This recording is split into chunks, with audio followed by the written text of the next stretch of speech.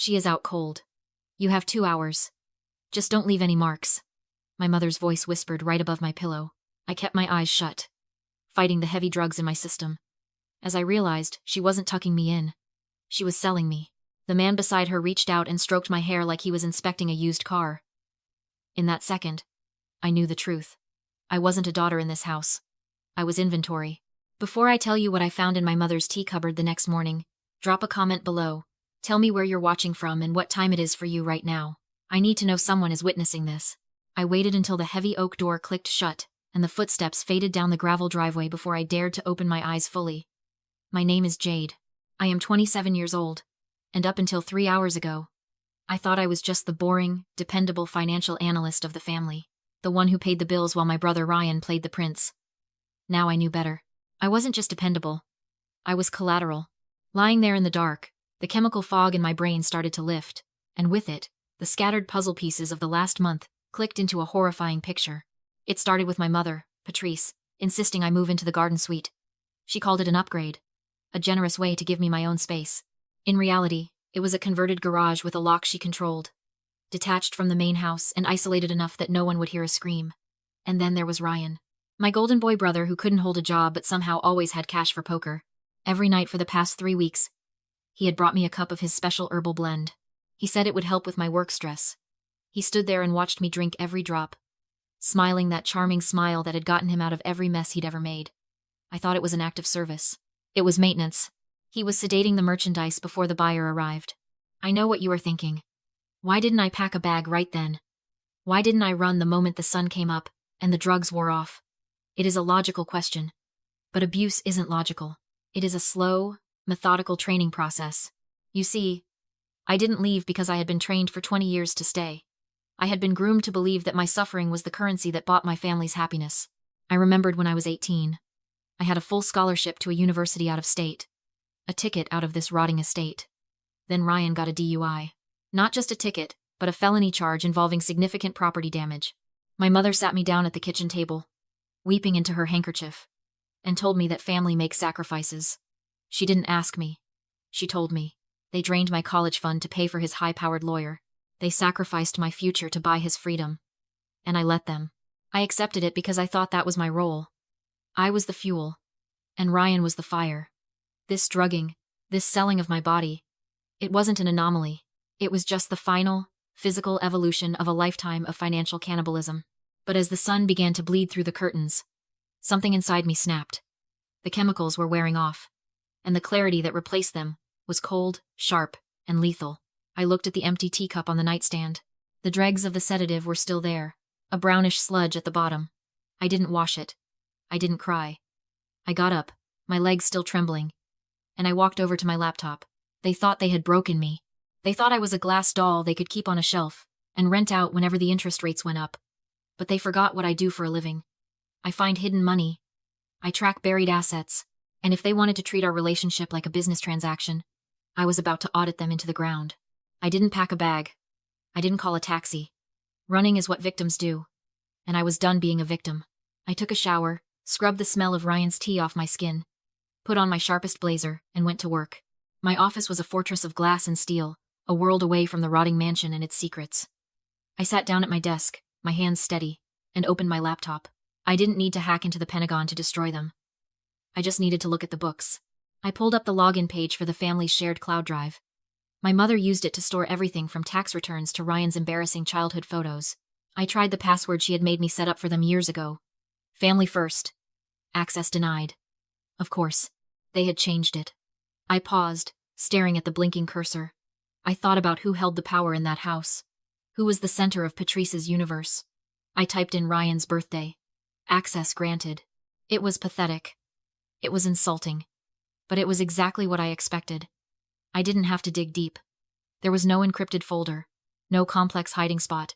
Right there on the desktop, sitting between a folder of recipes and a collection of holiday snapshots, was a PDF file named Vance, Loan, Final. I clicked it open. The numbers jumped out at me like neon signs. $150,000. A bridge loan. Issued 6 months ago. But it wasn't the amount that made my blood run cold. It was the terms. Buried in the fine print was a clause called a confession of judgment. It is a nuclear weapon in the world of lending. It meant that if my mother missed a single interest payment, or if she violated any term of the agreement, Vance didn't have to sue her. He didn't have to go to court. He could simply walk in with a sheriff and take the house immediately. No trial, no defense, just eviction.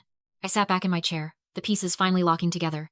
The nightly visits to my room weren't just for Vance's sick pleasure. They were interest payments. My body was the currency keeping the roof over their heads. As long as I was compliant. As long as I was asleep and available. The loan stayed in good standing. A cold smile touched my lips. They had built their entire survival strategy on the assumption that I would remain a passive asset. But assets don't think. Assets don't plan. I realized then that I didn't need to run away to be safe. I just needed to make them default. I needed to create a violation of the contract so egregious that Vance would trigger the nuclear option himself. I opened a blank document. I began to type. I wasn't writing a resignation letter. I was writing a script. I drafted a crude, arrogant email addressed to a local tabloid, outlining a plan to blackmail Mr. Vance with photos of his nightly visits. I made it sound exactly like Ryan, greedy, stupid, and desperate. I saved the draft in the cloud, leaving it in the unsent folder, right where a sloppy, overconfident brother would leave it. I wasn't just going to expose them. I was going to frame them for trying to destroy the monster they had invited into our home. That evening, the air in the main house was thick enough to choke on. Ryan was pacing the kitchen, his usual arrogance replaced by a jittery, sweating panic. He kept checking his phone, muttering about schedules and expectations. Mr. Vance was demanding a longer session tonight to make up for some imagined slight. It was the night of the big payment, and my brother was terrified of defaulting. I watched him from the island counter, a picture of sisterly concern, while my hand rested in my pocket, clutching a small plastic bag of white powder. I had spent the afternoon crushing every sleeping pill I had managed to hide over the last week. It was a potent cocktail, enough to knock out a horse, or in this case, a 200-pound gambling addict. You look like you're going to crash, I said, my voice soft and helpful. Let me make your protein shake. Double chocolate, extra whey. You need the energy. Ryan stopped pacing. He looked at me, and for a second, I saw the calculation in his eyes. But he was too stressed to be suspicious of the sister he'd successfully exploited for years. Yeah, he grunted. Make it thick. I went to the blender. The noise of the machine was my cover. I poured in the milk, the powder, the chocolate syrup, and then, with a steady hand, I tipped the contents of the plastic bag into the vortex. The thick, dark sludge swallowed the white dust instantly. I poured it into his favorite shaker bottle and handed it to him. He drank it in 3 long gulps, wiping his mouth with the back of his hand. He didn't taste a thing. The chocolate was too bitter. The whey too chalky. He just swallowed his own fate. I went back to the garden suite and waited. I watched the clock on my phone, counting down the minutes for metabolism to do its work. 20 minutes. 30. At the 35-minute mark, I texted him. The radiator is making a weird noise and it's freezing in here. Can you check it before Vance gets here? 2 minutes later, the door opened. Ryan stumbled in. He wasn't walking straight. His eyes were glassy, blinking slowly, as if the air itself had turned into syrup. What is it? He slurred, swaying slightly. It's the vent by the bed, I said, pointing to the floor. It's rattling. He grunted, annoyed but compliant, driven by the instinct to keep the asset in good condition. He shuffled over to the bed and sat heavily on the mattress to lean down toward the vent. That was the mistake. The moment he sat on the soft down comforter, his body gave up. Gravity took over. He slumped sideways, his head hitting the pillow, his legs still dangling off the edge. He tried to push himself up, mumbled something incoherent, and then he was gone. Out cold. I didn't have to lift him. I didn't have to drag dead weight. I simply swung his legs up onto the mattress. I pulled the heavy duvet up, right to his nose, burying his broad shoulders and hairy arms under layers of expensive cotton. Then came the details. I sprayed my signature vanilla perfume liberally over the pillows and the sheets, creating an olfactory mask. I took my long, blonde wig, the one I'd bought for a Halloween costume years ago, and placed it carefully on his head, fanning the synthetic hair over his face, so only a cheekbone and closed eye were visible in the gloom. I stepped back and looked at the bed. In the dim light, under the covers, he wasn't Ryan anymore. He was a sleeping shape. He was me. I turned off the lamp, leaving the room in shadows, and opened the closet door.